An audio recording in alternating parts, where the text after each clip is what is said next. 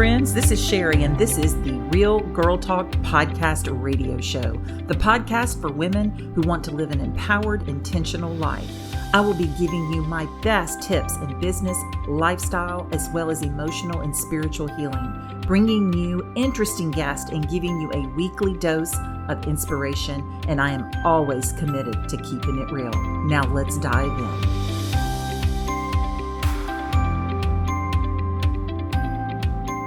Welcome back to Real Girl Talk. I'm Sherry. I am so grateful that you're here. Is it true that people's rejection is God's protection? That's what we're talking about today on Real Girl Talk.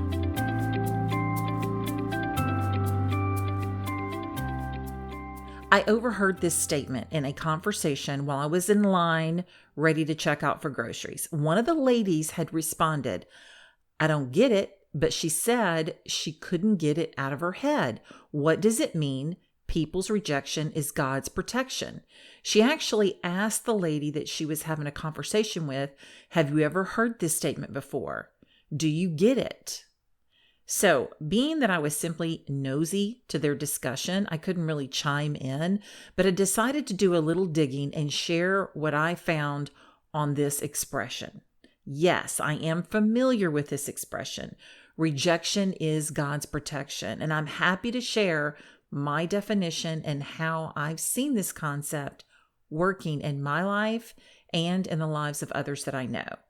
All right, so let's face it. For most of us, whether we get rejected in love, friendship, in work, wherever, rejection feels awful. Rejection tends to turn us inward in a very negative way. It causes us to feel unworthy. It makes us feel flawed, not good enough. We could feel unlovable, frustrated, angry, confused, sad, and even embarrassed, depending on what the rejection was, which this can painfully bog us down to start having self-criticism. Am I right? But if we believe, as I do, that all experiences in life directly support our learning, growth, and uplifting abilities in life, then rejection must also be a path for our learning, growth, and upliftment, right? So if you experience rejection, the first question to ask before you start spiraling down into that dark tunnel of confusion and self-criticism and suffering is, how is this rejection protecting me? How is this rejection serving my well-being? How is it serving my happiness?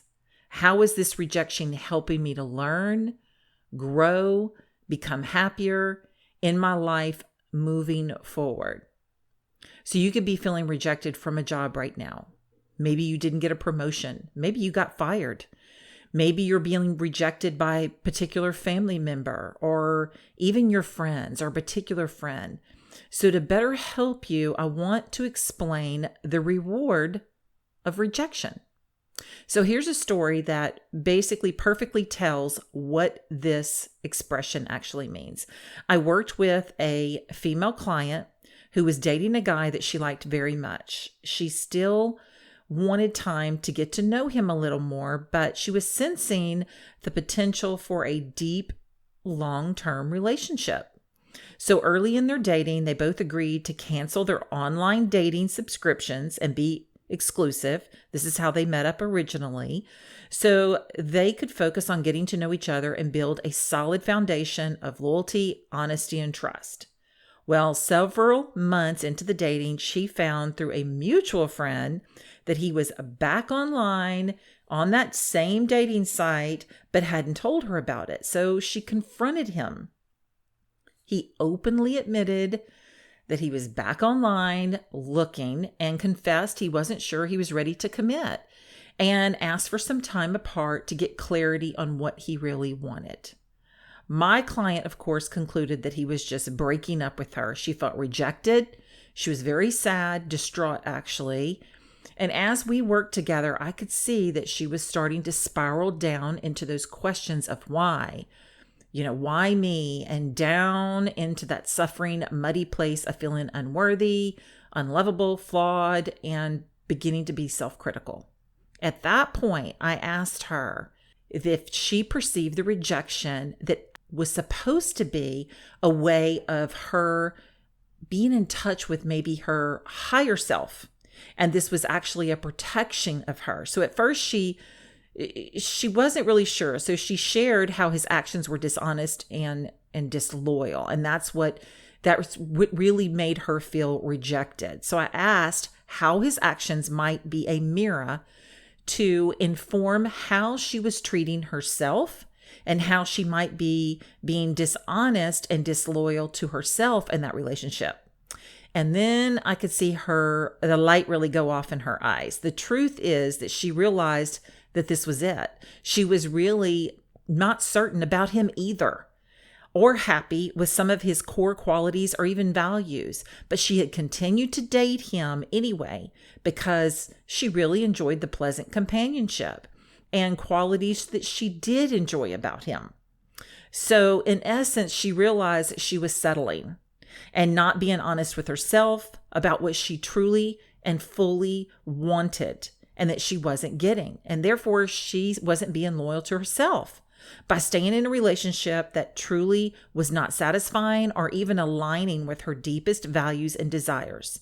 So by the end of our discussion, which we had several, she clearly understood how his rejection was truly God's way of informing her and protecting her, and saw that this guy just was not her match.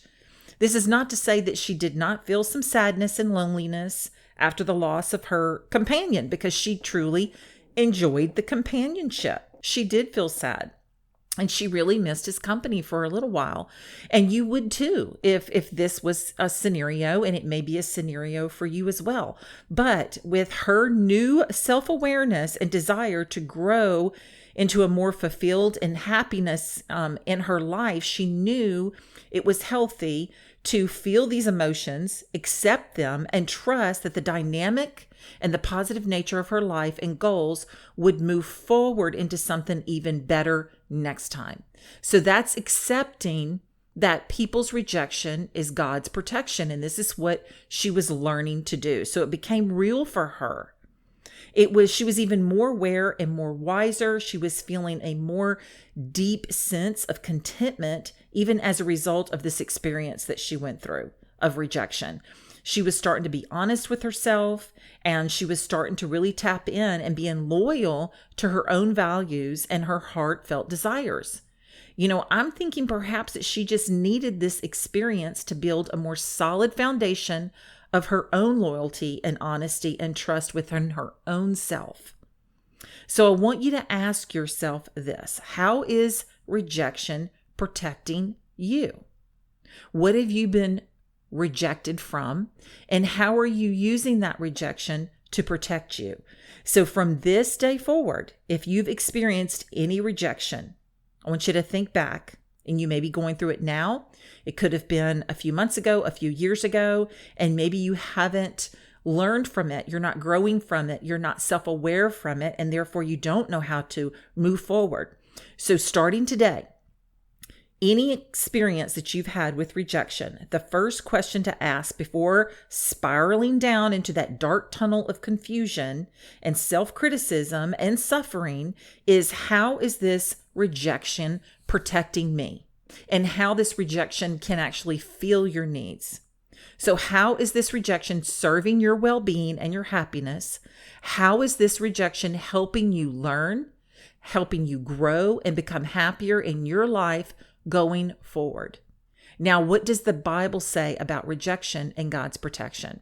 Well, 1 Peter 2:4 says, "Rejected by humans, but chosen by God, and you are precious to him."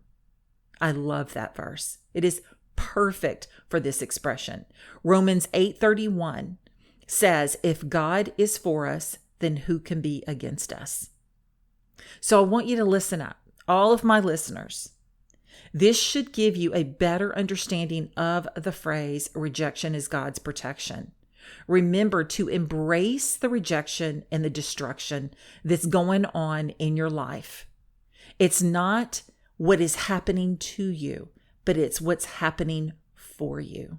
So I really, really loved this topic. And like I said, it was basically eavesdropping on a conversation when someone simply asked another lady in line she was with, they were shopping together, and they were chit-chatting as girlfriends do. And she just simply asked her, have you ever heard of this phrase? And what does it mean to you?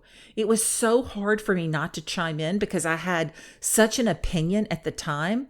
But what I didn't realize is that my opinion at the time really wasn't as broad as it actually is. Because as I started reading the Bible and I started doing some research on the topic, and I even looked into some other speakers and what other speakers had to say about it. And I basically narrowed it down to this particular client that was suffering rejection from someone that she had met online, and how she truly used it to fuel her and help her learn and grow and really prosper and have a more abundance in her own life. And she's grateful for that rejection. So it could actually be your job. It could be a job that you're being rejected from. Maybe you didn't get that particular promotion, and maybe you keep getting passed up for promotions. I know that it sucks. I've been there and I've done that. So I feel your pains, but at the same time, think back of anything that you have been rejected from. Something that maybe somebody's walked away from you. Maybe it was in a divorce situation or just a breakup in a relationship or a family member. Think back of how everything transpired after that and think about the outcome. Have you ever looked back and said, wow, if that hadn't have happened that way, then this wouldn't have happened this way, and I wouldn't have what I have now? How many times have we said that? Right? So, I was married before. That's not a secret. And I've been married to my husband now for 20 years. Do I regret my first marriage? Absolutely not. If I regretted my first marriage, and even though it lasted 12 years, if I regretted that time that I spent with my first husband, I wouldn't have my wonderful daughter, Christina, and my son, Bryant, that I had for 17 years. I wouldn't have that. So I can't regret that and be miserable because of that relationship, when what actually came out of that relationship was two beautiful people that are my children. And you have to think about that. You can't have something that you regret or something that you feel totally rejected and to the point to where you're self-criticizing. You have to look at what is the outcome from that. What came out of that? If it is a family member, I know that I have a client that has a mother that is extremely narcissistic, and she has a hard time communicating and dealing with her mother, and they are basically estranged. And it's heartbreaking because I am so close to my mom. I can't imagine not having my mom or having a great relationship with my mom, or wanting to spend time with my mom like I do. I can't imagine not having that with my mother living and breathing on earth. I mean, how can you not have that? But in the same sense, she has to step away from that toxic relationship because it doesn't bring her happiness in her life. It actually brings her down. She starts to self-criticize. It's just not a good place for her. So the rejection that she has from her mother, she's actually learned from it, and she's grown from it, and she's in a happier, in a much better place by putting that relationship behind her. Sad but true.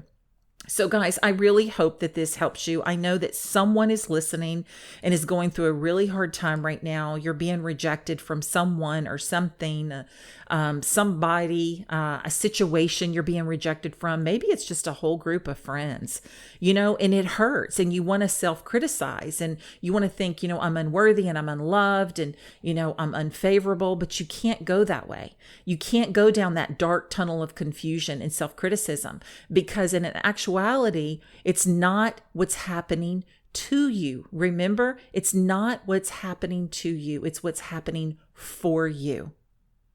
I hope you enjoyed this so much. Please leave me feedback, guys. I love it when you do. I do answer all of my emails. You can reach me at info@sherryricard.com. Follow me on Instagram at empowermentisbeauty. And if you enjoyed this episode, and if you have just 1 minute to spare, please go back on iTunes and give us a 5-star review for Real Girl Talk Podcast. It really helps us in our rankings. It helps us move higher so we're more discoverable for more listeners. And if you really enjoyed it, a whole bunch, share it with your friends. You never know who needs to hear this. And I want to be able to share all of the episodes around, and just really together we can make the world just podcast inspired. I hope you guys have a blessed week.